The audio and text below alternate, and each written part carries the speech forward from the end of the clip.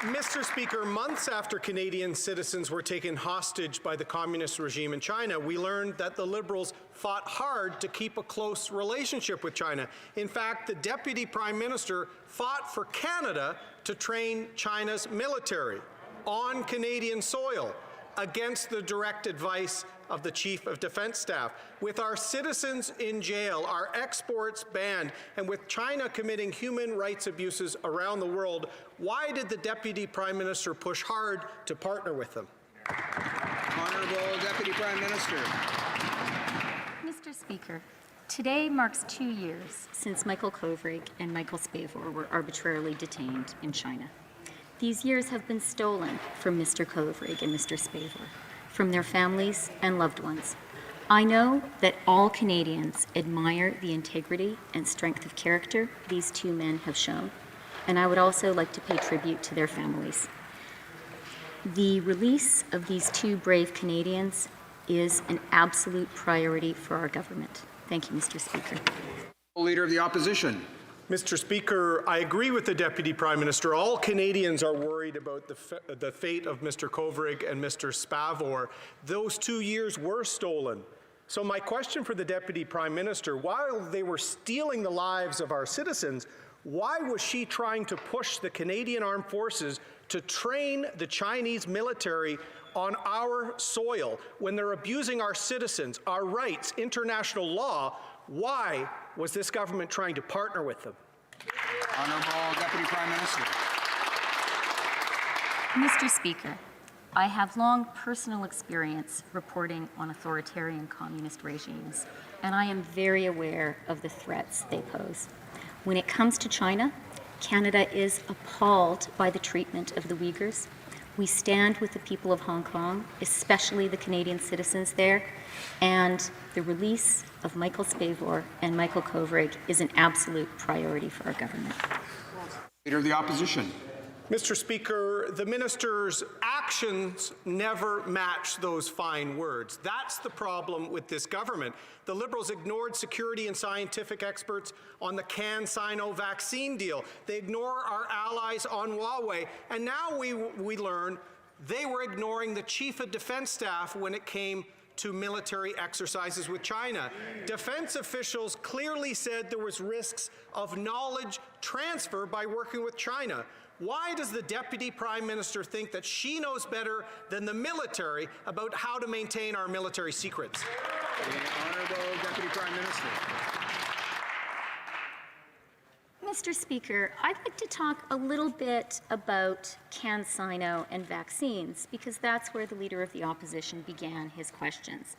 And let me just say, I understand why the Leader of the official opposition is worked up about vaccines. And that's because he and his party spent weeks trying to scare Canadians into believing we were at the back of the line. Instead, Canada has the most robust vaccine portfolio in the world. Vaccines arrive next week, and the Pfizer vaccine has been approved. The Honourable Leader of the Opposition. As the Canadian forces and our allies were warning about the protection of military secrets, documents reveal that this government were more worried about upsetting the communist regime in Beijing. Every time we ask about China, they say that national security is a priority, or as the Deputy Prime Minister just demonstrated, they do not answer the question. So my question is simple, Mr. Speaker. Why did her department try to overrule the Canadian Armed Forces and force them to train the Chinese military on Canadian soil while our citizens were being imprisoned? The Honourable Deputy Prime Minister. The Honourable Deputy Prime Minister. Mr. Speaker, let me be very clear about our government's priority since the moment that Michael Spavor and Michael Kovrig were detained.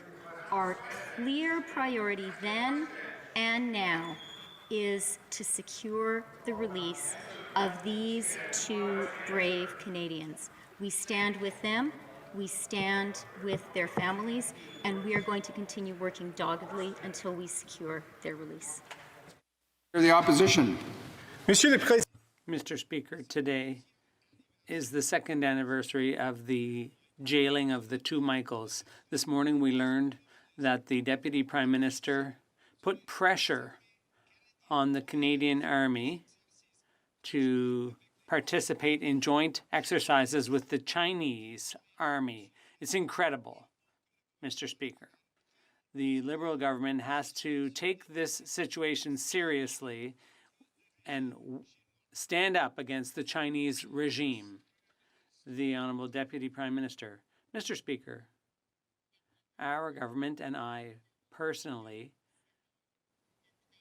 we are taking all authoritarian communist regimes' threat seriously. When it comes to China, our clear priority is that we need to stress today on this sad anniversary is that the two Michaels, Michael Kovrig and Michael Spavor, are two brave Canadians. I commend the efforts of their family, and I'd like to point out today that Canada is working for them, and we will keep doing so. Monsieur le Président. Mr. Speaker, we learned that two departments were at odds over the terms of engagement between the Canadian Army and the People's Liberation Army with no apparent direction from the Prime Minister. This is a stunning lack of leadership. Government departments working in opposite directions. Canada's diplomats and military working at cross purposes. When will this government develop a clear policy on China? The Honourable Minister of Global Affairs. Mr. Speaker, today is a sad day. It's been 2 years since Michael Kovrig and Michael Spavor were imprisoned in China. 2 years were stolen from them, their families, and their loved ones. Mr. Speaker, I know that here on this side of the House, and I hope on all sides of the House, and even all Canadians, Mr. Speaker, are speaking with a single voice in calling for their immediate release. We will fight with them every step of the way. Thank you. Mr. Speaker, that answer demonstrates why this government's policy on China is such a complete mess. Yes. The Prime Minister took one position on Meng Wanzhou, Ambassador McCallum another. The government was going to make a decision on Huawei before the last election, then they weren't. The government was going to come forward with a new framework on China, then they weren't. Instead, we got an evolving and shifting policy, the opposite of a framework. Enough is enough. When will this government start defending Canadian interests and Canadian values, work with our allies, and come forward with a clear, coherent policy on China? Honourable Minister of Foreign Affairs. Mr. Speaker, I'm afraid today is not a day for politics, Mr. Speaker. Today is a sober day that marks 2 years of the arbitrary detention of Michael Kovrig and Michael Spavor. Mr. Speaker, 2 years that have been stolen from these fine gentlemen, 2 years that have been stolen from their families and their loved ones. Mr. Speaker, I know that on this side of the House, and I know that my colleagues on the other side, and indeed all Canadians want to speak with one voice today to ask for the immediate release of Michael Kovrig and Spavor. Mr. Speaker, we will fight with them at every step of the way. The Honourable Member for Selkirk, Interlake Eastman. It'd be great, Mr. Speaker, if the minister would actually answer the question. Yesterday, top secret government documents revealed that this Liberal government was irate when our Chief of Defence Staff stopped Communist Chinese troops from receiving winter warfare training on Canadian soil with our soldiers. Even after acknowledging there were national security concerns raised by our Five Eye partners, the Liberal government said there's still a desire to maintain an ongoing relationship with China. Why is the Prime Minister bowing to the Chinese communist regime and turning his back on our closest allies? The Honourable Minister. Mr. Speaker, our government will always stand up for Canadians at home and abroad, and this includes our relationship with China. But let me be very clear, we do not train with the Chinese military. But I understand the member's concern, Mr. Speaker, because it was a previous government that actually signed a cooperation plan initiative in 2013 under Rob Nicholson when he was the Minister of National Defence, and that member was a Parliamentary Secretary of Defence at that time. Thank you.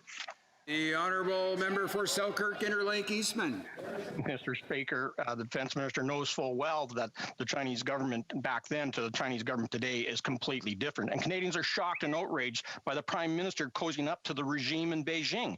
That's his own, that even the defense minister accurately described as being engaged in hostage diplomacy. We already know the prime minister naively admires the communist dictatorship and now wants to train Chinese troops at Garrison Petawawa so that they can learn tactics that our Five Eyes allies warned would cause a dangerous transfer of military knowledge. It is sickening that the Prime Minister has complete disregard for our armed forces, our national security, and our democratic way of life. The Honourable Minister. Mr. Speaker, and this is because of the agreement that they had signed, this is one of the reasons why we actually changed our approach, because of the concerns that the member outlined, Mr. Speaker, because we will always stand up for our to Canadians who are arbitrarily detained. This is one of the reasons why we actually stopped our training with the Chinese, Mr. Speaker, and this is exactly what we're doing. And I would ask the member right now to stop turning this into a political issue, because that's exactly the steps that we have taken. Thank you, Mr. Speaker.